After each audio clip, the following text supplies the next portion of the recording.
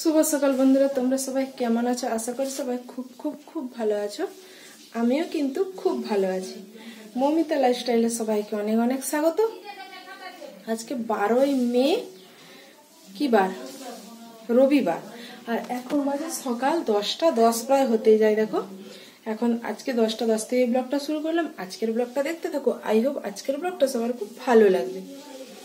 দেখো মাথা আঁচড়ে নিয়েছি, হালকা করে একটু লিপস্টিক পরে নিয়েছি, একটু রেডি হয়েছি। কোথায় যাব? মন্দির যাব পুজো দিতে।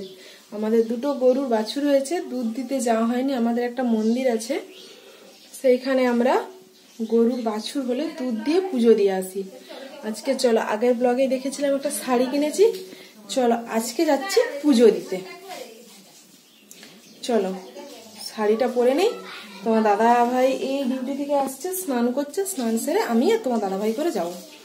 চলো তোমরা আজকের ব্লগটা দেখতে থাকো, সবার খুব ভালো লাগবে। চলো এখন রেডি হয়ে পড়ি ঝটপট করে।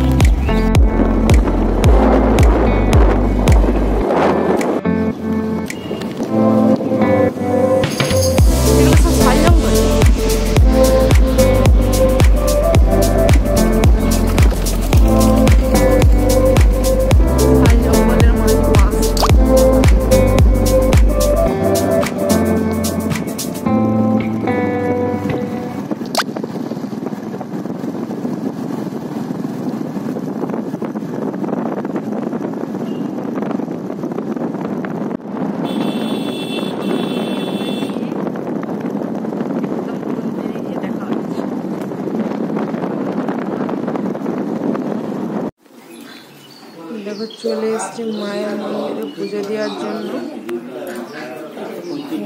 আগে বলেছিলাম যে আমাদের গরুর বাছুর হলে এখানে আমরা পুজো দিতে।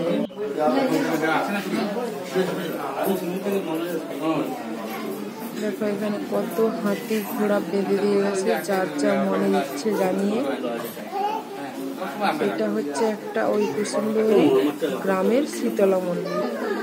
দেখো গোটাই হাতি ঘোড়া বাঁধা আছে। মন্দিরটা ছোট্টর উপরে হলেও খুব সুন্দর। এখানে যে হাঁড়ি কাঠটা দেখতে পাচ্ছ, সব দিনই ছিট হয়। এটা একটা মন্দির। আর এই সামনে আছে আরেকটা শিব মন্দির। এর সামনে এখানে গাজনও হয়। দেখুন এই যে হচ্ছে শিব মন্দিরটা, এখানে গাজন হয়। এই যে ষাঁড়, আটচালা সবই আছে। এই যে হচ্ছে এটা আটচালা। আটচালা তো সবাই বসে আছে। হয়ে গেছে মায়ের মন্দির। চলো এবার বাড়ির দিকে রওনা দিই। প্রচুর রোদ বেরিয়েছে। চলো এবার বাড়ি হচ্ছে মায়ের মন্দিরের চূড়োটা। চলো দেখো পুজো দিয়ে এইমাত্র বাড়ি চলে এসছে। চলো আবার পরের দিন পুজো দিতে যাবো, আবার জল ঢালতে যাবো আমাদের এখানে শিব মন্দিরে।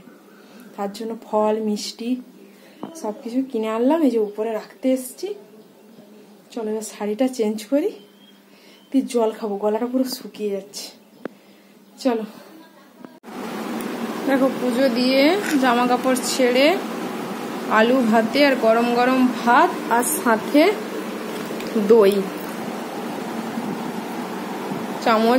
চামচ নিয়ে বসে পড়েছি। ভাতটা খাবো দই দিয়ে। চলো আগে সবাই, আজকে শুধু আমি ভাত খাচ্ছি, ওই জন্য আলু ভাতে ভাত খাচ্ছি। আমার নিরামিষ। আমি সোমবার দিন বাবার মন্দিরে পুজো দিতে যাবো, জল ঢালতে যাবো। ওই জন্য আমি নিরামিষ খাচ্ছি। আর সবাই অন্নপ্রাশন বাড়িতে নিমন্ত্রণ আছে আমাদেরই নিজেদের, সবাই খেতে চলে গেছে, শুধু আমি নিরামিষ ভাত খাচ্ছি। চলো, কালকে চৈত্র মাসে একটা মেল হয়, বৈশাখে একটা মেল হয়। আমি এই বৈশাখ মাসের মেলটাতেও আমি বার করি, জল ঢালি। ওই জন্য আজকে একবেলা ভাত খাচ্ছি, আমার নিরামিষ ভাত। আমি পুজো দিতে গিয়েছিলাম, মাকে বলেছিলাম মা আলু ভাতে ভাত করে রাখবেন, মায়ের জন্য আলু ভাতে ভাত করে রেখেছে। মা বলছে পোস্ত বাটি। আমি নিরামিষ পোস্ত একবারে আমার মানে খেতে আমার ভালো লাগেনি।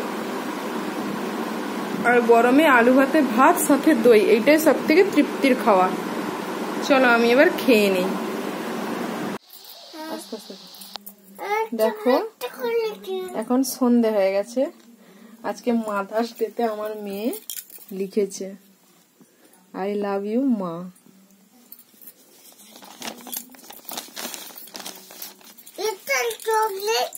লিখেছে আই লাভ ইউ মা, তোমায় ছাড়া আমি অচেতন, তাই তোমায় জানাই হ্যাপি মাদার্স ডে।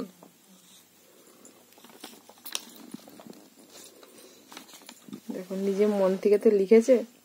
আমার মেয়ে তো খুব একটা বড় নয়, অনেক ছোট।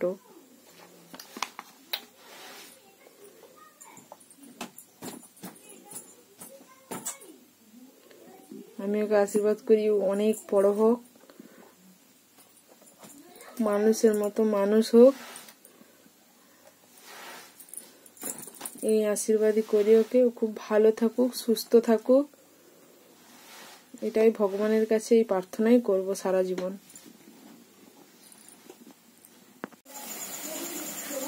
দেখো রাত্রি প্রায় হয়ে গেছে, 9:15 বাজছে। আর পকোড়ি ভাজছি মুড়ি খাওয়ার জন্য। আজকে রাত্রেবেলা আলু দিয়ে গোটা জিরা দিয়ে যে পকোড়ি হচ্ছে আর মুড়ি খাওয়া হবে।